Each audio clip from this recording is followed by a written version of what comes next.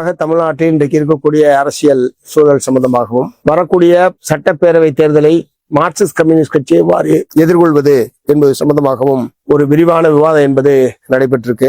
அதுக்கு முன்பாக இன்றைய தினம் உச்சநீதிமன்றத்தில் மத்திய புலனாய்வுத்துறை தஞ்சாவூர் மாவட்டம் மைக்கேல்பட்டி லாவண்யா வழக்கில் குற்றப்பத்திரிகையை தாக்கல் செய்திருக்கிறார்கள். ஈர பேனாக்கி பேன பெருமாளாக்குறதுன்னு சொல்லுவாங்க. அந்த மாதிரி அந்த லாவண்யாவுடைய தற்கொலையை மதமாற்றத்தின் காரணமாகத்தான் அந்த மாணவி தற்கொலை செய்து கொண்டார் என்கிற இல்லாத ஒரு பிரச்சனையை எழுப்பி மாநிலம் முழுவதும் ஒரு பதற்றத்தை ஏற்படுத்தியும் மக்களிடையே ஒரு மத பகைமையை உருவாக்கக்கூடிய வகையிலையும் அன்றைக்கு தலைவராக இருந்த பாரதிய ஜனதா கட்சியினுடைய தலைவராக இருந்த அண்ணாமலை அவர்கள் தான் அதற்கு அடிப்படையான காரணம். தலைவர் என்கிற முறையில் அவருடைய பேச்சை கேட்டு தமிழ்நாட்டில் உள்ள பல்வேறு சங் பரிவார அமைப்புகளும் இதை ஒரு பெரும் பிரச்சனையாக மாற்றினார்கள். ஆனால் இன்றைக்கு மத்திய புலனாய்வுத்துறை உச்ச நீதிமன்றத்தில் இந்த பெண் மதமாற்றம் செய்யப்படவில்லை என்பது மட்டுமல்ல, இதற்கு முன்பாக பள்ளியில் படித்து வெளியேறிய மாணவிகள் யாருமே மதமாற்றம் செய்யப்படவில்லை என்கிற தகவலை உட்பட உச்சநீதிமன்றத்தில் அவர்கள் தாக்கல் செய்திருக்கிறார்கள். ஆகவே பொய்யான பிரச்சாரத்தை மேற்கொண்டு மக்கள் மத்தியிலே பகைமையை உருவாக்கக்கூடிய நடவடிக்கையில் ஈடுபட்ட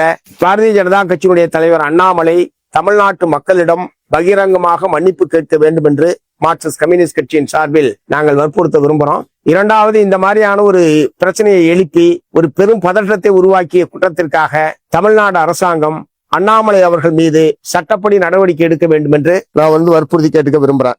இரண்டாவது, சென்னையில் நேற்றைய தினத்திலிருந்து மாற்றுத்திறனாளிகளுடைய போராட்டம் என்பது நடைபெற்று வருகிறது. அவர்கள் ஆந்திராவை போல தமிழ்நாட்டில் இருக்கக்கூடிய அனைத்து மாற்றுத்திறனாளிகளுக்கும் அவரவர்களுக்கு உரிய பாதிப்புகளுக்கு ஏற்ப மாதாந்திர பராமரிப்பு உதவித்தொகையை உயர்த்த வேண்டும் என்கிற கோரிக்கையை முன்வைத்து தொடர்ச்சியாக போராடி வருகிறார்கள். திராவிட முன்னேற்ற கழக அரசாங்கம் அமைந்ததற்கு பிறகு 22ஆம் ஆண்டு ஒரு 500 ரூபாய் என்பது அனைத்து மாற்றுத்திறனாளிகளுக்கும் உயர்த்தப்பட்டது. கடந்த 3 ஆண்டு காலமாக எந்த விதமான உயர்வும் வழங்கப்படவில்லை. அதே மாதிரி மற்ற மாநிலங்களோடு ஒப்பிடுகிற போது இந்தியாவிலேயே மாற்றுத்திறனாளிகளுக்கு மிக குறைவான பராமரிப்பு தொகை வழங்கக்கூடிய ஒரு மாநிலமாக தமிழ்நாடு இருக்கிறது என்பதை நான் தமிழ்நாட்டினுடைய அரசுடைய கவனத்துக்கு கொண்டு வர விரும்புறேன். ஆகவேதான் அவர்கள் பெற்றுக் கொண்டிருக்கக்கூடிய பராமரிப்பு உதவி தொகையை உயர்த்த வேண்டும் என்பதுதான் ஒரே ஒரு கோரிக்கை.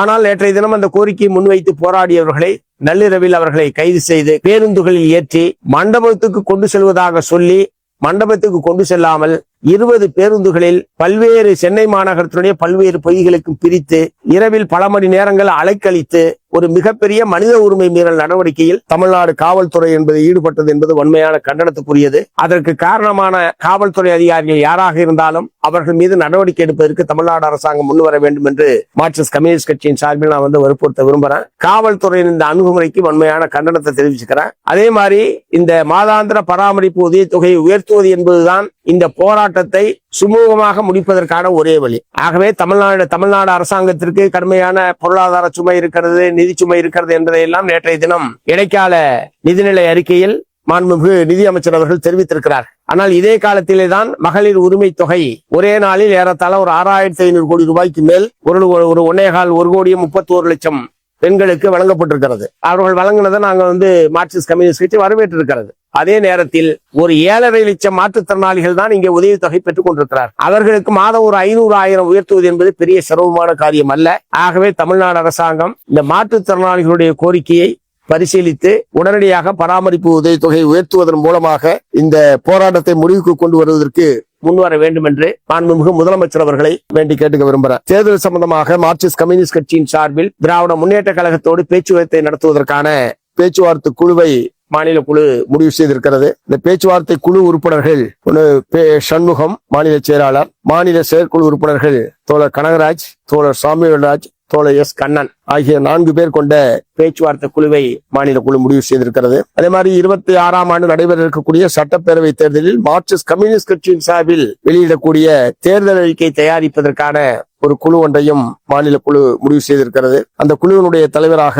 கட்சியினுடைய மாநில செயற்குழு உறுப்பினர், அரசமையில் தலைமை குழு உறுப்பினர் தோழர் வாசுகி இருப்பார். அவர்களுடன் சேர்ந்து என் குணசேகரன், டி ரவீந்திரன், ஜி சுகுமாரன், முத்துக்கண்ணன் ஆகிய செயற்குழு உறுப்பினர்கள் உள்ளிட்டு அந்த தேர்தல் அறிக்கைக்கான குழுவையும் மாநில குழு இறுதிப்படுத்தி இருக்கிறது. தேர்தலை பொறுத்த வரைக்கும் ஏற்கனவே நாங்கள் எங்களுடைய மாநில குழு முடிவாக தெரிவித்திருப்பதைப் போல பிஜேபி அதிமுக அணியை வரக்கூடிய சட்டப்பேரவை தேர்தலில் தோற்கடிப்பது என்பதுதான் எங்களுடைய முதன்மையான கடமை. அதற்குரிய முறையில் எங்களுடைய தேர்தல் பணிகள் என்பது இருக்கும். அதே நேரத்தில் தமிழ்நாடு சட்டப்பேரவையில் மார்க்சிஸ்ட் கம்யூனிஸ்ட் கட்சியினுடைய சட்டமன்ற உறுப்பினர் எண்ணிக்கையை உயர்த்த வேண்டும். அதற்கேற்ப போட்டியிடக்கூடிய தொகுதிகளுடைய எண்ணிக்கையும் அதிகப்படுத்தி போட்டியிட வேண்டும் என்பதையும் மாநில குழு என்பது முடிவு செய்திருக்கிறது.